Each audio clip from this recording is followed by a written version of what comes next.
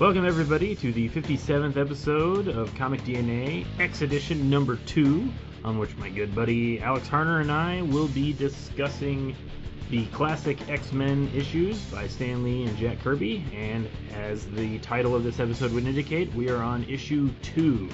Alex, of course, as always, thank you for being here. Always good to be here. Yes, of course it is. So, we talked a lot about the first issue, and we were both in agreement that we liked it.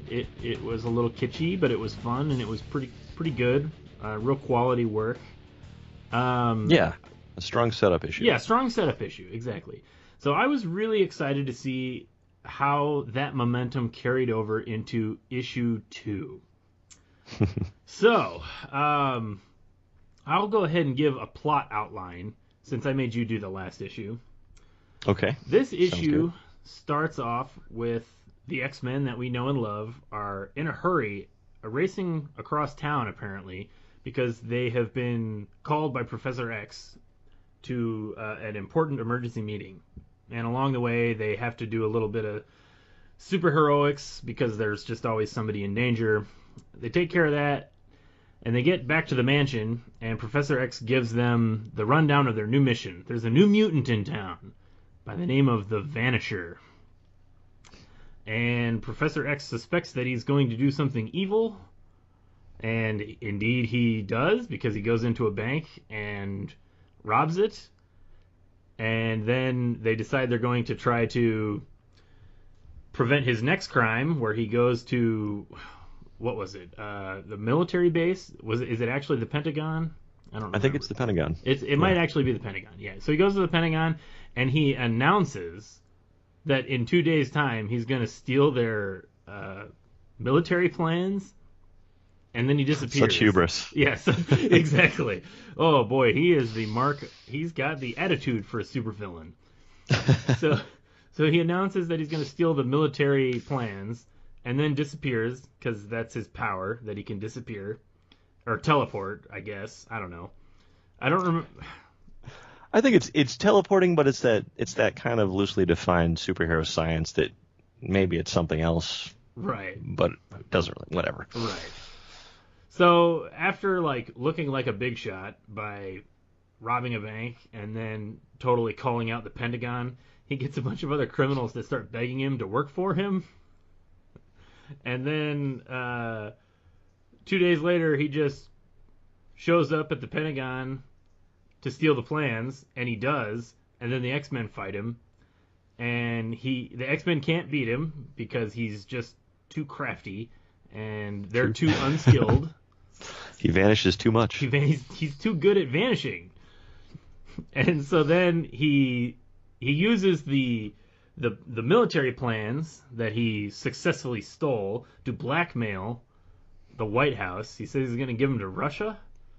Yeah, the commies. Yeah, the commies. He's going to totally give them to the commies, unless they give him a bunch of money. Is that all it is, really? Yeah, I think it's just like, give me $10 million.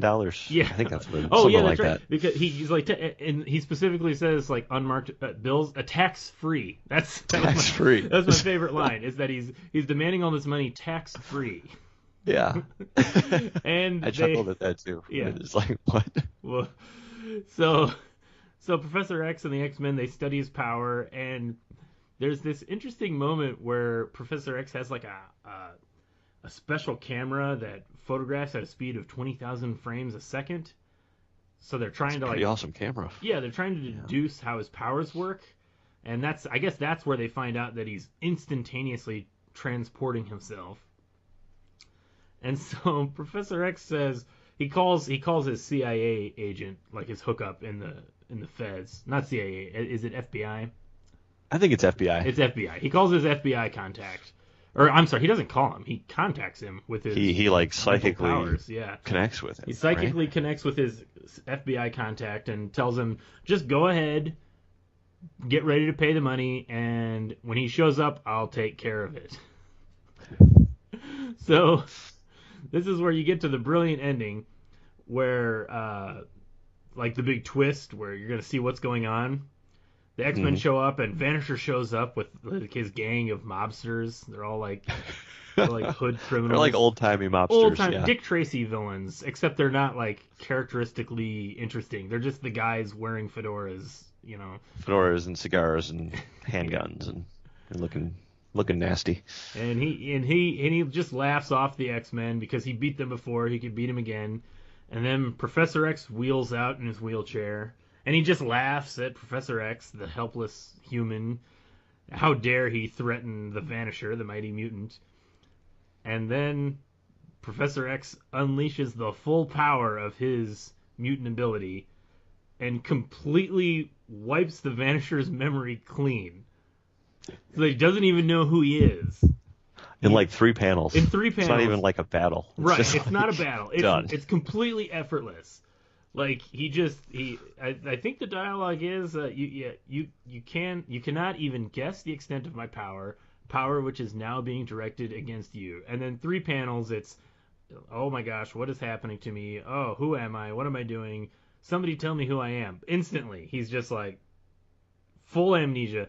And the special trick of, by giving him amnesia, he doesn't remember that he has his powers. What a twist. What a twist. And then the mobsters just decide they're going to, you know, attack the X-Men, because how dare they attack the Vanisher. And the X-Men make quick work of them because they're just a bunch of Goombas with machine guns. And that's the end. That's the end. So, Alex, I think this is how we started off the first issue. Gut reaction. What was your gut reaction? Gut reaction. It's not as tight an issue as the first issue. No, it's not. It feels a little more random. Mm-hmm. But it's not like it doesn't feel like the X-Men. I get what you're saying. Yeah. Yeah. I mean, I think gut reaction was, I didn't think it was bad, but it didn't reach the heights of issue 1. This one had the kitsch value in full swing. I mean, yes, it did. It was like everything from like the simple superheroics of them having to rush back to the mansion in the early pages, and then they're just like, oh, there's a building falling down, we got to save the construction workers, and all stuff like that. Like that's all well enough. Like that's all well and good. That's simple superheroic comics. But sure. Then you get into some other weird stuff. I mean, like we previously mentioned, this in the story, like demanding the money tax free. Like it's just like a weird little thing. But I've never demanded $10 million from the government before, but I assume you just kind of walk away with the cash. Right, exactly. I think the by value of stealing the money, it's tax free. Not worried about the taxes. You're not going to be filing your income taxes and writing down that $10 million you extorted from the federal government. You're not gonna... Do you think that was Stan Lee having a yuck? He was hamming it up, or do you think he just needed something to sound smart for kids? It's interesting. I don't know. I'm if I had to guess, I don't know. I would maybe say that's maybe him just maybe I can go with sounding smart for kids. I can go with that. I could also think just wanted to use some grown up sounding words about money. I could also think that that's just like maybe he heard like somebody say that once, like like that money is more valuable, that it's tax free, and not really like connect like how it works. I wonder. I don't know. That one maybe bills worked differently in the 60s. I don't know. Doubtful. Yeah. But yeah, so there's the whole plan. The whole plan is pretty silly. It feels like this feels more like a Golden Age comic than a Silver Age comic to me. Okay. Because it has the villain who's like, he doesn't have any real clear goals. And he doesn't he's just a bad guy. He's just a bad guy, and he doesn't really necessarily succeed of his own like cunning, really. He just succeeds because everybody else keeps messing up. Like, he succeeds because they underestimate his power, you know? Well, he can vanish, and he's really proud of that. But there's He's proud. that's really all there is to him. Yeah. Not a lot of character to him. I mean, No. to be fair, there wasn't a lot of character to Magneto in the first issue, but there was enough in that Magneto was set up to, as a mutant, he was an evil mutant who hated humans, and he wanted to kill them and rule them. That is a powerful foundation for a character, and it works in direct opposition to the setup of Professor Xavier and his X-Men. Like, Yeah. the whole origin is Professor X says, there's evil people out there, I need to train you so that we can stop them. And here comes Magneto, and his whole motivation is, I hate humans, I'm going to kill them, and I'm the reason you exist. That works. That works on a very clear, fundamental, basic level. Definitely. The Vanisher is weird. The Vanisher, I mean, he's just a bank robber. He's just a bank robber, exactly. Which is fine, you know, like, as a villain, but there's not a lot of, like, cleverness to it. Like, No. I read the issue and I kept thinking there was a twist where it's like they thought he was teleporting away, but really he was just turning invisible and calmly walking away. You know what I mean? Some kind of, like, Thought something was going to surprise us at the end. Exactly. There was absolutely no surprise. Like, that was just his power. He teleported away, and he really was doing everything that he said he could do, and that's why he was very proud of himself. And I thematically, I think the purpose of it is that he underestimated the X-Men the way everybody else was underestimating him. And so, again, that goes back to that, the hubris, as you said. Sure. That was his undoing. Yeah. I mean, the fact too that it's such an old timey, like, mustache twirling, like, Yeah. one dimensional, like, all of the things he did, like, he could have just stolen the plans the first time he breaks into the Pentagon. That's the stickler for me. Yeah. He doesn't steal them. He says he's going to come back and steal them, and then he comes back and he steals them, and he doesn't. I don't know, sell them to the communists or something. He announces that he's going to blackmail. Right. Why didn't he just United blackmail them in the States. first place? Why didn't he just say, like, look what I can do, give me all this money, or I'm just going to keep doing it? Or, you know, like, Right. why? It's very much a simple one-dimensional robber kid's bad guy, basically. Yeah, it's not a very clever scheme. I'm just gonna keep using the word clever because it's so not clever. It's not clever. It's not clever at all, and it's just designed like the whole, like, teleporting in to announce that he's gonna steal the plans. That's the most pointless thing in the world. I can understand if he teleports in, steals the plans, and then the X-Men show up to fight him, and then he gets away.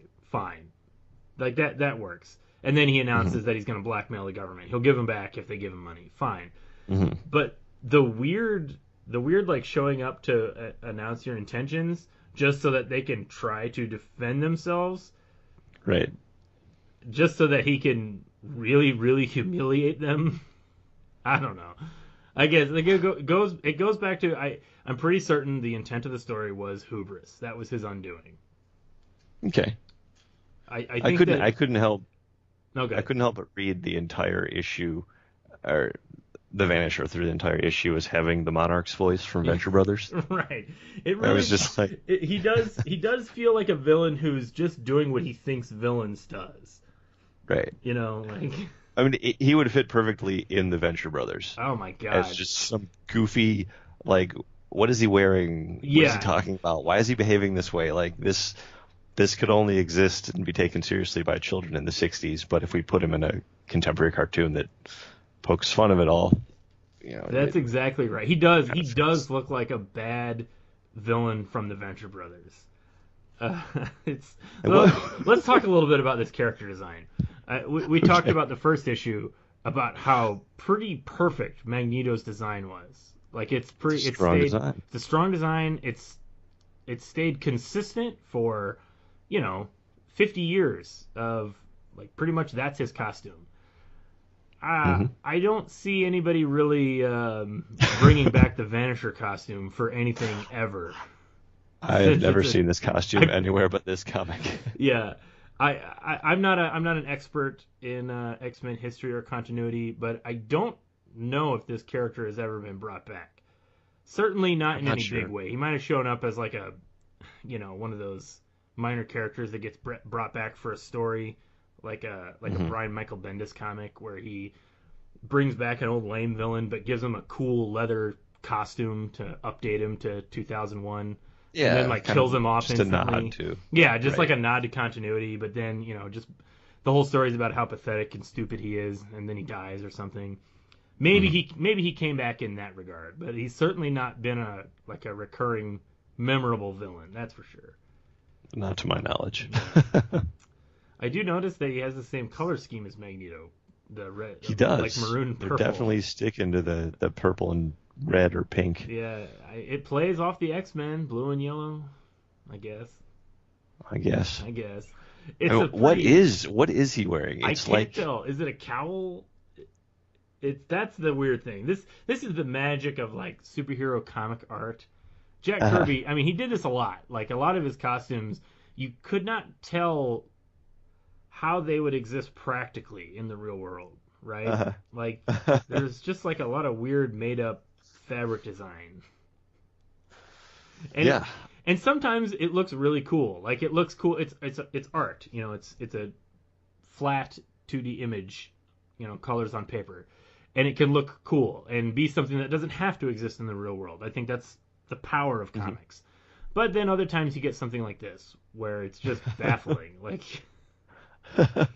it's unlike anything you've ever seen, and you can't even tell what it's supposed to be. You can't. Yeah, like you see him from different angles, and as I'm seeing these images, I'm trying to piece together how is this staying on his head? Right, is it a helmet? Is it a hood? Is it? And I can't tell. It never really makes sense. And it's got is it scales on it? Spider-Man web design? I don't know. Yeah, and it's got like a snake or there's like a weird of symbol smoke on his chest. Yeah, it's never explained. Yeah, what is that? I don't know what that is. Is that supposed to denote vanishing? It's weird. It's weird. Smoke, it vanishes. Is that the logo there? Yeah. The icon? I don't know. It's not a strong design. One of Kirby's weaker designs, I think we can say. I think we're both in agreement on that one. I think so. But he's had some wildly imaginative stuff, and this is certainly an imaginative design, but it's not a good design. Swing and a miss. Yeah. Yeah, not too great. But all of that aside, the issue does, it does follow the conventional standards set up. There's a lot of team interaction. There's a lot of training sequences. Like we go back to that. The Danger Room is clearly setting up to be like a staple of the X-Men. Like each issue so far of the 2 issues, we've seen training sequences where they're really testing themselves.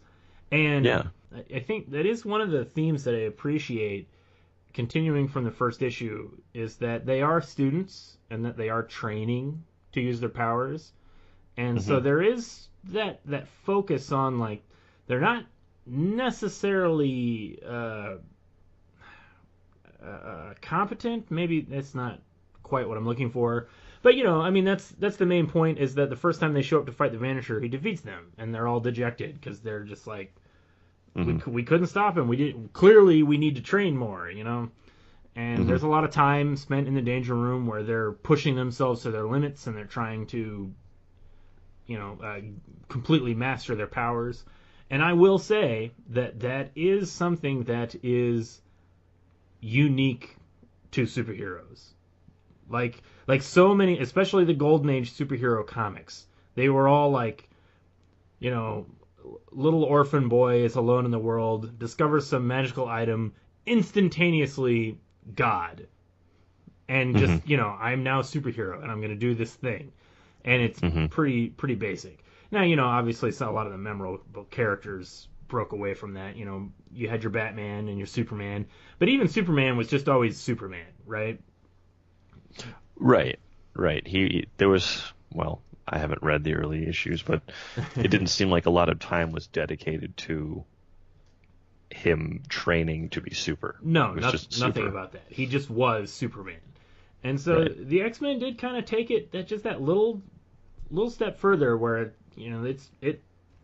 it stresses the point that they're teenagers, they're learning how to use their powers, they're going to a school, and that is, even though it's a pretty perfunctory story that has a very weak plot, it does stick with that. It does sort of, the point is that they're kids, they're not necessarily good with their powers, and they might lose.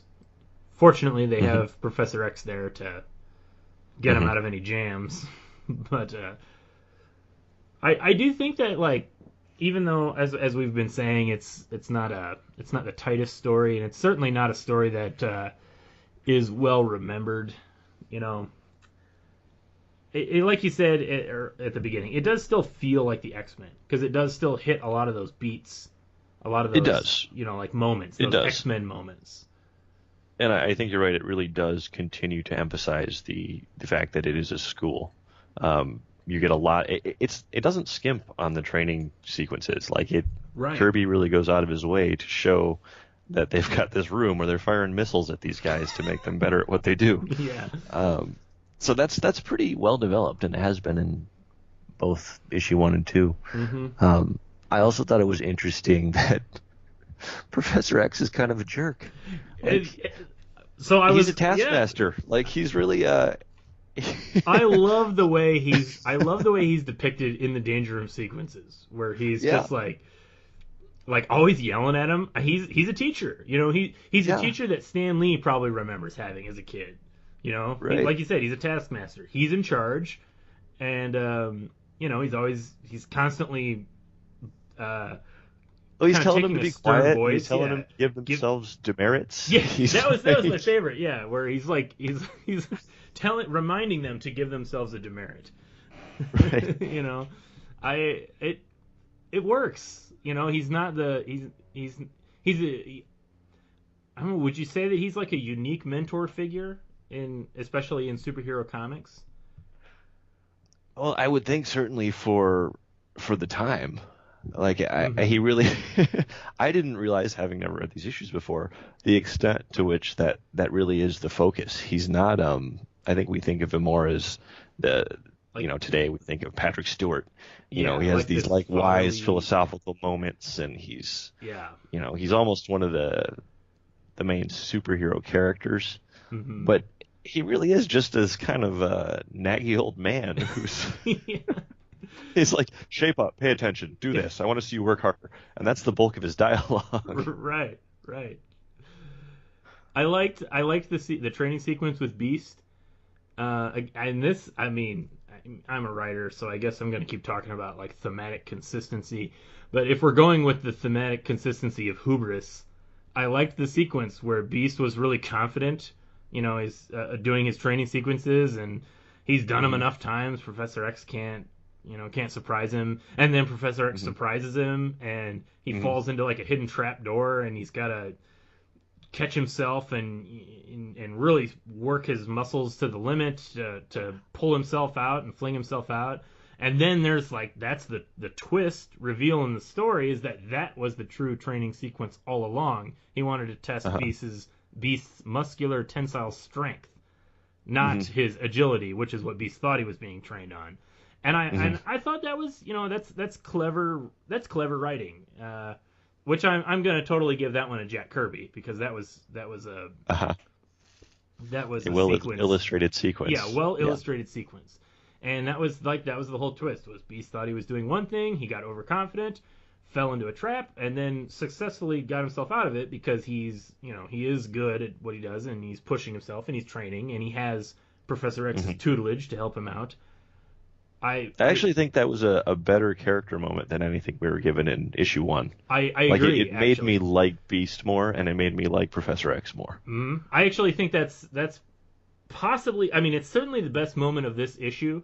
But I would agree. I think it's probably the best moment we've seen so far. It was a good training sequence. It's well illustrated, of course, because it's Jack Kirby. But it was like a good insight into the two characters, and it made Professor X, like, it made him seem like the whole, like, yeah, he might be a kind of this disciplinarian taskmaster jerk, but he does know what he's doing, and he is pushing them to their limits. And it's another important thing is that he never lets them fail. Like, there's that moment where he's training Jean Grey, and she has to use her telekinesis to lift the giant ball or whatever, and he won't let her stop. But then he can tell the moment when she's had too much, and he tells Cyclops to help her. So that's that whole, like, he is really conscious of what he's doing, and he is pushing them to their limits, and he's training them. He's a good trainer. Yeah, I as simple as these comics are right now, I appreciate that is pretty well developed and emphasized. Yeah. It's unfortunate that the villain is so forgettable and mind-bogglingly silly. Because otherwise, I would say that this could be a classic issue. I like. I wonder. The character moments are good in this issue. Yeah. Do you think kind of the whole point, and we can only wonder what happened, as Stan Lee presented his idea to Jack Kirby, and Jack Kirby drew it, and then Stan Lee added to it, as we've mentioned before. But I kind of wonder, like, as we're looking at it and delving into the little bits, if the whole point of the issue is sort of to show that Professor X is kind of crazy powerful and a little bit scary. Like, it's not really about the Vanisher at all. It's not about the Vanisher. Right? Kind of he's a big idiot. But by the end, Professor X is kind of like, I'm glad he's a good guy, because this is a little bit creepy. Yeah. So let's go there, because that was one thing we were definitely going to bring up. I think that's the most memorable thing. You read this issue, especially as we talked about in the first issue, where we were kind of looking back after 50 years of continuity, and we read the first issue, and we've had that moment about Iceman where we were like, wow, there's this single panel totally sets precedent for why in 2016 they decided to make Iceman gay, because in 1963 there's this weird scene where it's like, oh, maybe he's gay. This issue, it ends like that's the big finale, is that Professor X just shows off how powerful he is by completely just brainwashing the villain. Like, doesn't even fight him. There's not even an ultimatum. There's not even a. It's just 3 panels of like. You're done. Yeah, you've had your. We tried to stop you before and we failed, so now I'm going to stop you for good, and he does.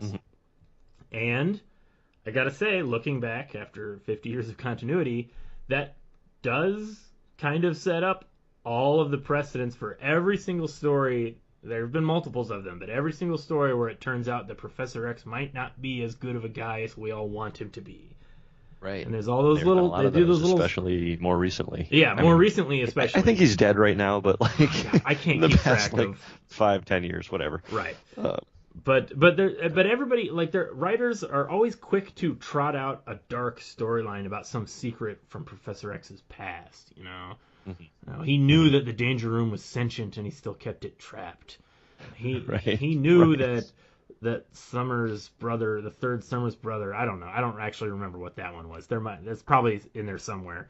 Right. There were a couple bits where they revisited early stories. Yeah. Krakoa, I think. Yeah, Giant Size X-Men #1, Krakoa. He knew that it was a sentient island, and he knew, like, they were going to just destroy it. He wasn't, like, there's all these, like, moments where it's like, oh, for all of his flowery talk about humans and mutants living together, he sure is quick to just completely annihilate somebody who gets in his way.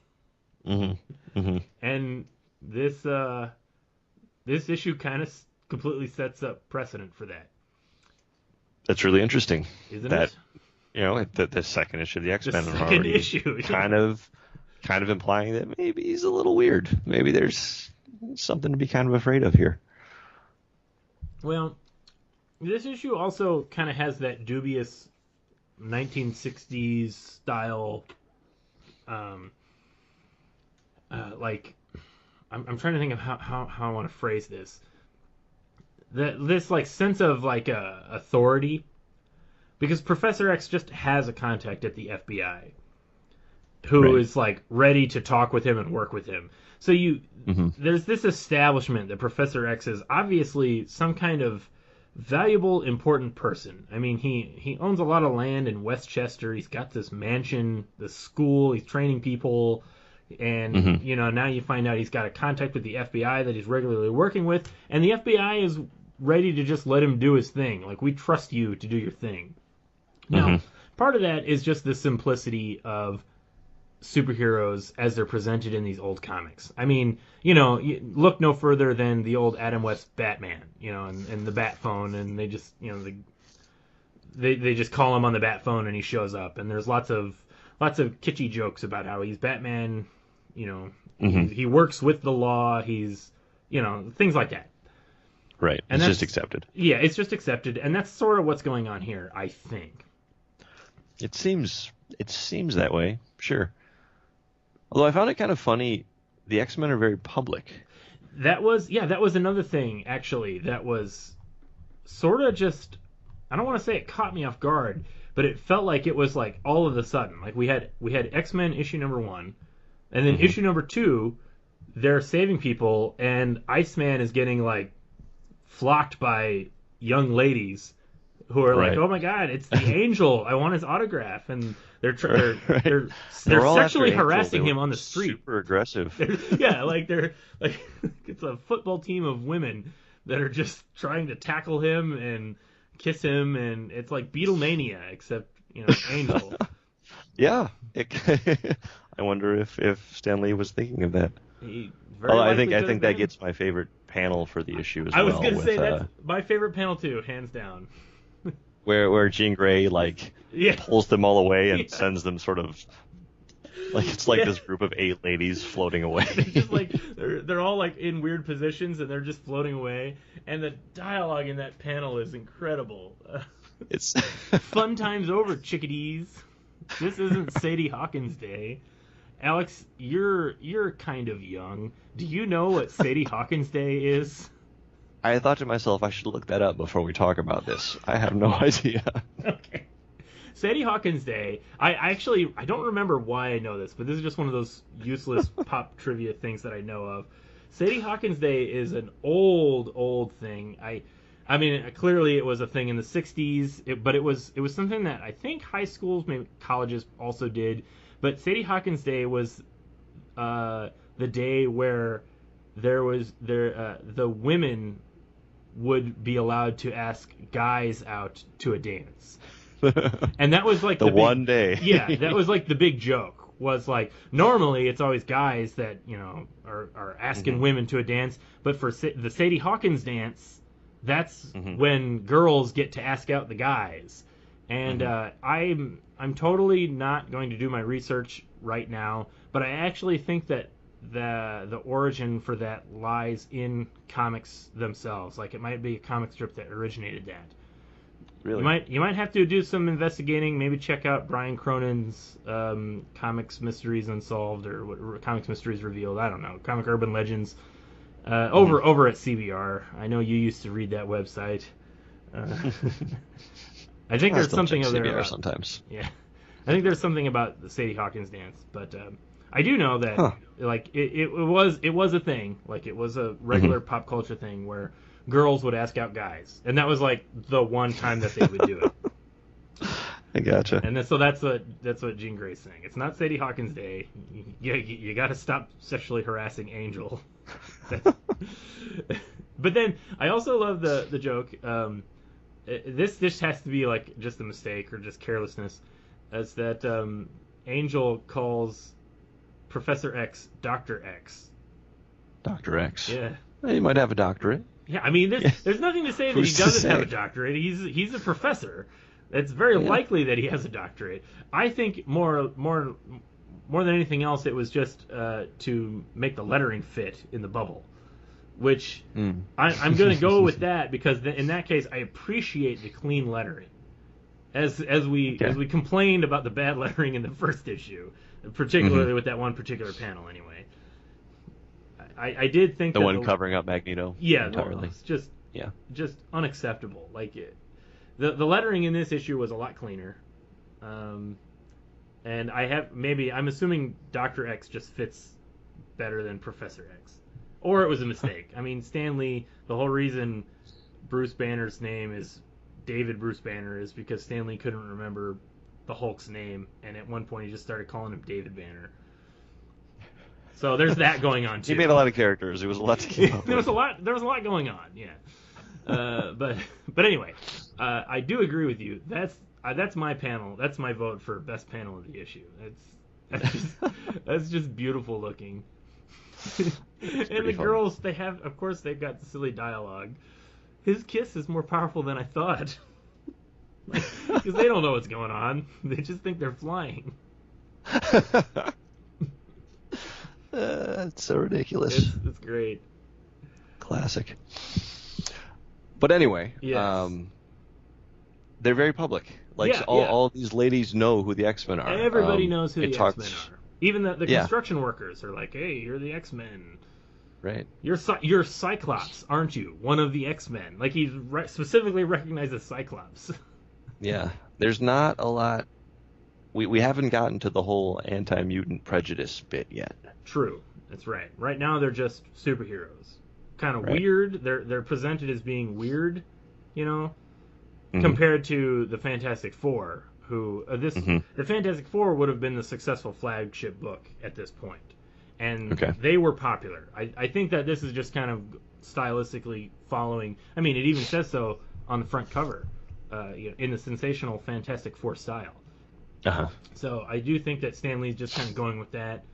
They're a popular team. The public knows them. We have that little element of, people talking about them. But the twist with the X-Men is that they're teenagers, they're learning their powers, and people think they're weird. Mm-hmm. Which, I guess that's also what they did with the Thing, but... Not too weird, though. I mean, ladies are still willing to mob Angel in the streets. Right.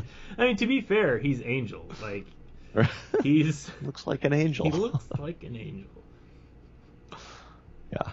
He's got wings. Other than that, he's perfectly handsome.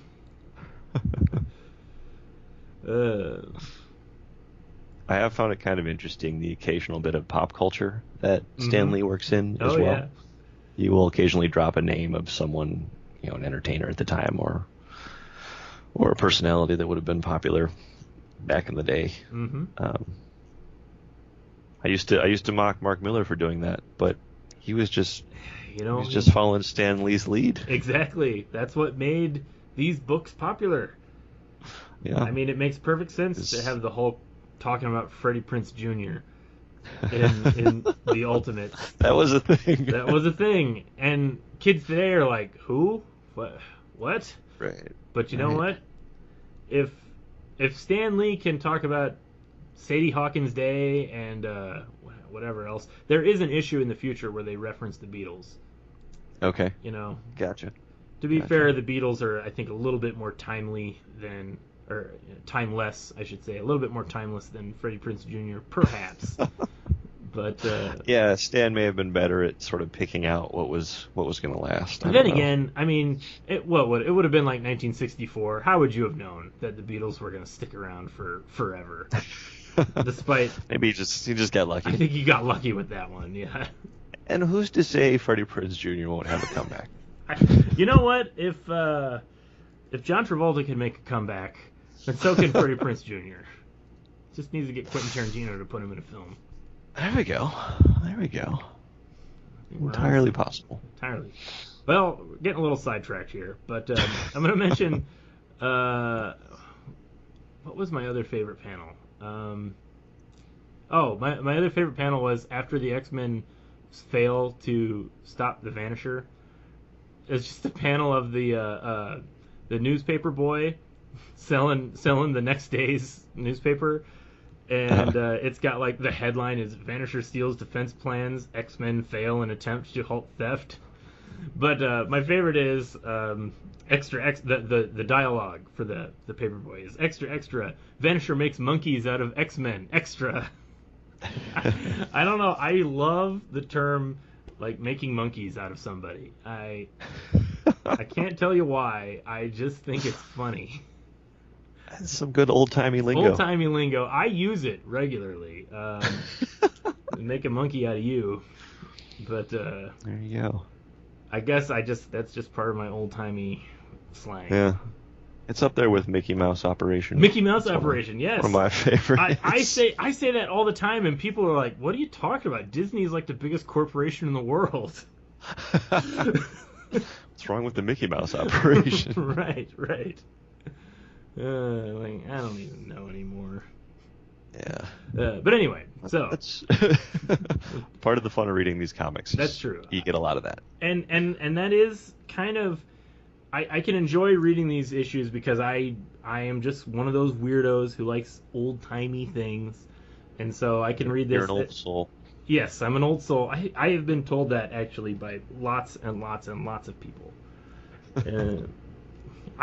So what if I like to listen to Scott Joplin music? It's not weird. What it is. It's art.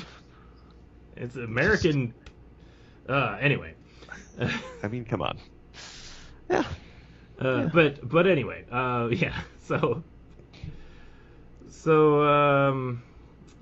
I don't know. What else do we say about this What issue? else could we say? Yeah, I don't know. I'm kind of at that point where I'm trying to. We hit everything I wanted to talk about. We talked about Professor X, the precedents for that. I guess that Follow up from last time. According to the interwebs, Stan Lee did in fact base Professor X on the actor Yul Brynner. Oh, all right. Well, I'm glad you followed through on that because I didn't. Yeah. A little X-Men trivia for our listeners. I totally see it. I mean, you know, he's even got that like stone face, you know. Yeah, if he's got that intense stare, and if you look up pictures of Yul Brynner, that was his look. Hey, so Westworld was awesome, and he had the look. It was awesome. I mean, it was Jurassic Park with robot cowboys. I don't know what else you want. Yeah. Talking about the original. Not this stuff. There's a TV show going on. I don't know. I'm so out of the loop. I don't watch TV. I read 50-year-old comic books. While you listen to Scott Joplin. That's why I listen to Scott Joplin while reading 50-year-old comic books. One last thing to talk about. We've kind of talked about the ending, about Professor X, how it's almost scary, how he just kind of wipes the guy's memory, and then like the final panel is sort of like this. I really like the final panel because it's sort of difficult looking back to kind of get the true intent. Like, was this supposed to be like a happy, silly ending? You know, because there's this whole thing of like, again, I'm gonna go with tying into like Stan Lee's theme for this whole thing was hubris, right? The Vanisher he was completely egotistical. Everybody underestimated him, and that's how he was able to use his powers to do whatever he wanted. And then he underestimated Professor X. And Beast's final dialogue is that whole like, imagine if they knew you were the leader of the X-Men, sir. Everybody just thinks Professor X is a normal guy. Like, even after because it looks like he doesn't do anything to the Vanisher. He just stares at him. Right. And nobody even realizes that he's part of the X-Men. Everybody just thinks he's some weird, strange guy in a wheelchair. And, like, the army soldiers show up, and they're just like, get this citizen out of here, you know? He's going to get hurt. And then Professor X sort of gives him this, like, uplifting... It's supposed to be, like, a positive... It almost feels like an after-school special message, where he's like, always remember, my X-Men, the greatest power on Earth is the magnificent power we, all of us, possess. The power of the human brain. Right. And it's like, yeah, but also you're a mutant. We don't all have the power to just wipe memories. You do. Right. I thought that immediately. Like, but you're like your brain's way better than everybody else's. Right. That's like it's exactly the same as Beast just being like, and just remember, it's the power inside all of us, the power of athletics and tensile human strength. Right. you're a mutant. Yours is enhanced and different than mine. It's not inside all of us. Exactly. It's literally not. Like, it's, by definition, you're a mutant. I, as a human being, the human brain doesn't have your power. Right. It's hard to know what to make of that. Like, Yeah. is Stan Lee still kind of working out his whole mutant analogy? What all of this is like going for? Or is he just like... I think it's just a weak attempt to have a nice little bow tie catchphrase. Not a catchphrase, but just like a nice little acute ending where they kind of have this uplifting message. And that makes sense. It just doesn't quite all mesh with everything that they sort of set up of, like what mutants are. And, even the morality of the whole situation. Like I've always said, what makes superheroes work is that at their core, superhero stories are morality tales for children. And if we go with that, this is one heck of a morality tale, because Professor X uses his powers to completely annihilate the individuality, the mental well-being of a bad guy. Right. And... Right. I mean, his final words are like, "Who am I?" Right? Yeah. He's destroyed. He's fearful. He is freaking out because he doesn't know who he is or what he's doing. And Iceman says 1 minute ago he was threatening us all, and now he's like a helpless child. Yeah. And Xavier says, "You will trouble us no more." Yeah, exactly. Yeah. What? So going with the whole morality tales for children, this is different than, Superman, beating up some corrupt business guy, in the 40s, or even Batman beating up criminals and just like this. It's a little dark, Goes to a kind of weird place. And maybe this is just the advantage, the privilege, if you will, that I have of being a sophisticated 21st century man. You're not like a 9-year-old kid. Yeah, I'm not a 9-year-old kid from 1963. I've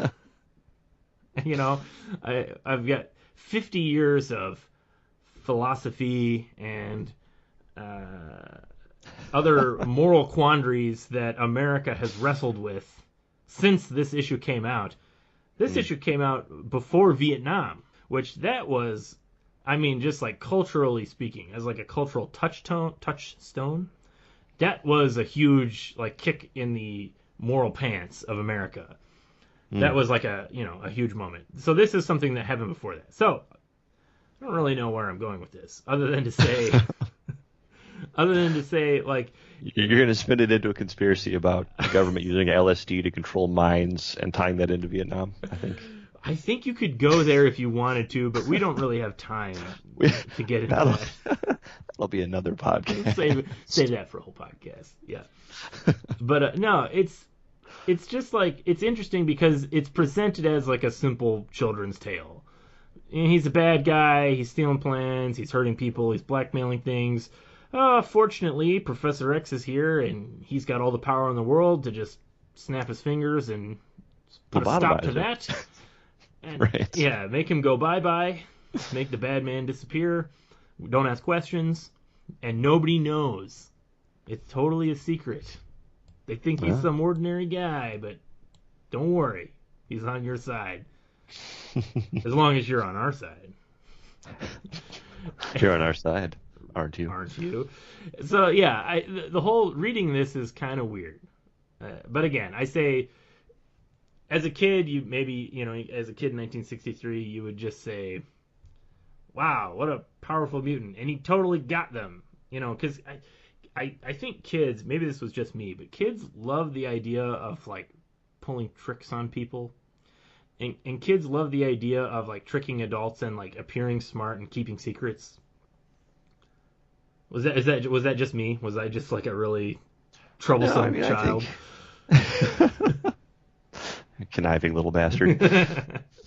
No, I think that's true. Or at least, I don't know, that may have been our 90s upbringing where being the sneaky bratty kid was, in the forefront of pop culture. Right.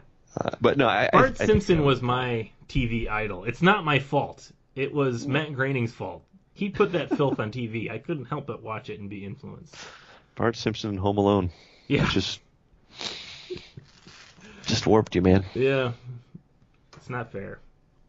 No, but I think you're right. I think there's kids would like that like, oh, but he's actually super powerful and you didn't even know, and he's sneaky. I'd get a kick out of it. I would too. But I do think that the whole like the after school message of like the power of the human brain is just sort of like a little bit of gloss Stan Lee slapped on there to make it seem like thumbs up, everything's good here. Yeah, exactly. It wasn't the physical brawn of the X-Men. It wasn't despite all their training, they still were no match for Professor X's godlike powerful brain. And you too might have the power inside you. You probably don't, but you might. How many kids went to school the next day and stared really hard at the people they disliked, hoping that they could wipe their mind? That's what I was going to say. I'm positive that like if more kids tried to embrace that, we would have more of a Carrie situation than an X-Men situation, right? I mean, just pyrokinetics. Yeah. Every which way. Pig's blood everywhere. A second reference to John Travolta in this podcast. Nice. Well. Yeah. I don't even like keep John that going. Travolta. I'm going to have a hard time continuing to reference John Travolta in every podcast because I don't actually have anything to say about him. I'll see what I can do. I'll dig deep. Yeah. Bring some more John Travolta knowledge to the field. Yeah. But anyway, let's round out this episode. We talked about our favorite panel. We talked about the bizarre ending, kitschy factor, villain design not so great. Not the best. Not the best. Certainly no Magneto. That's for sure. Magneto. Looking for Magneto, sir. Well, okay. Any final thoughts? I think we've covered it pretty good. Do you think? Would you recommend this issue to people to read? It's a weird question when you're talking about comics because it's not like it's a 2-hour movie investment. Right. The bulk of the issue with the Vanisher, I think, is pretty subpar, or it's not bad. It's just not particularly interesting. He's a kind of stupid one-dimensional villain, and a lot of time is dedicated to his shenanigans, and none of them are very interesting. That said, I think the setup with Professor X is really interesting because there's a lot of places it can go, and that it did go. Yeah, and I think the Danger Room stuff is solid. So I agree. I guess that's the key to this issue. I thought I was going to dislike this issue. Just I have read it before, but it was many years ago, and I pretty much forgot it. And I think, as I said in our pregame episode, I predicted maybe only 4 good issues out of these 12, and I'm pretty positive this one would have counted as a bad issue when I was saying that. Okay. But that being said, based off the cover, the Vanisher is not somebody that you remember. He vanishes from your memory. That was terrible. see what you did there. But it's like, on the whole, as we said, the story is pretty perfunctory at best. It moves the plot along. His scheme doesn't really make sense. It's not that clever. You're expecting some kind of like twist. It all seems very obvious, and then you think this is too obvious. There's going to be something to make it kind of a twist, and then it's not. It's just still really obvious. But going with that, the main story of the actual main characters, Professor X and his X-Men, I agree with you. It's really solid. The training stuff is good, and it does sort of have maybe an unintentionally, but still a powerful ending that, as you said, can and has been used to tell many a story in the years. It set a precedent, which Yeah. I think a lot of people, As of issue number 2, that's pretty interesting. It is interesting. Like it's there. It's all there. Professor X has no problem just wiping the memory of a villain and getting permission from the FBI. Yeah, so I don't know. I was more pleasantly surprised the second time reading. Maybe I was I don't think it's a cynical. bad issue. Like, it still feels like the X-Men. It still feels like there's stuff here that is important to their development, and a couple of sort of kitschy, funny bits as well. Yeah, I agree. Like I said, I liked this issue more than I thought I would. And so, I don't know. These X-Men comics are going okay, I guess. So far, 2 issues in, and I'm pretty happy with it.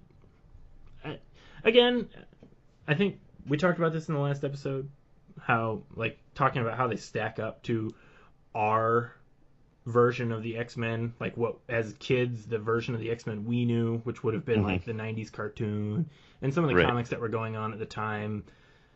Right. And this is very different than that. Like, it still doesn't have that character soap opera drama, you know? But as a Silver Age comic, I think it's pretty fun. Yeah. I mean, if for no other reason than the panel with the floating ladies being swept away by Jean Grey. Absolutely. That's definitely the best panel in this issue. I don't think another panel competes with that one.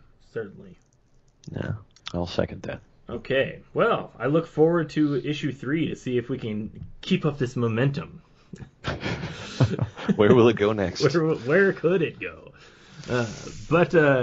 So yeah, I guess there you have it, folks. Thank you, everybody, for listening. My name is Aaron Walther, and with me is my good friend Alex Harner, and we're talking about the X-Men on the X edition of Comic DNA. You can download MP3s of this podcast at comicdna.podbean.com, and you can find episodes uploaded on our YouTube channel at Comic DNA on YouTube, where we put up the podcast, but we add a little visual aids, some of the comic panels and images from the book that we're talking about. And you can also find comics that I write at thebirdlander.com and at newhavencomics.com. And I think that I guess if you want, you can follow me on Twitter at aawalther at twitter.com, and you can also find me on Facebook, Aaron Walther on Facebook. And Alex, you don't have anything to add to that, I don't believe. No, but I'm gonna try my hand at drawing some of maybe a script that you wrote or something tomorrow. Yeah, we'll see. There's some. We'll see what happens there. Just a little tease there. We've got some. Yeah, see what happens. We've got some things in the works. I haven't made any official announcements yet, but yeah. Give me 3 to 5 years, and we might have a couple pages. So. That's why I haven't made any announcements yet. You're a wise man. I've done this song and dance before. Say it's your first rodeo. That's right. I didn't just fall off the turnip truck. All right. That's the end of this. Old-timey words. Good. Yes. Well, thanks everybody for listening. We will see you all next time.